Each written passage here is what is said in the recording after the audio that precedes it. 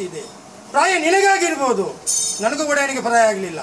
ಆದ್ರಿಂದ ಶಕ್ತಿ ಕೊಟ್ಟು, ಧೈರ್ಯ ಕೊಟ್ಟು, ಆಹಾರ ಕೊಟ್ಟು, ಯಾವ ರೀತಿ ಅಪಕೀರ್ತಿ ಬರೋ ರೀತಿಯಲ್ಲಿ ಇಷ್ಟರಿಗೆ ಚಾಕರಿ ಮಾಡಿಕೊಂಡು ಸ್ಥಳದ ಕೀರ್ತಿಯನ್ನು ಉಳಿಸಿಕೊಂಡು ಬಂದಿದ್ದೇನು. ಈ ಕಾಲ ನಿನಗೆ ಶಕ್ತಿ, ಧೈರ್ಯ, ಆಹಾರ ಕೊಟ್ಟು ನಿನ್ನ ಕೈ ರೀತಿ ಚಾಕರಿ ಮಾಡಿಕೊಂಡು ಸ್ಥಳದ ಕೀರ್ತಿ ಬೆಳಗುವಂತ ರೀತಿ ಮಾಡಿಕೊಂಡು ಆ ದೂತನಿಗೆ ತೃಪ್ತಿಕರ ಆಗುವಂತ ರೀತಿಯಲ್ಲಿ ಭೇಟಿಯನ್ನು ನಾನು ಕೊಡಿಸಿದ ಮಾತನ್ನು ಹೇಳಿಸಿದ್ದೇನೆ, ಪ್ರಸಾದ ಕೊಡ್ತಾ ಇದ್ದೇನೆ.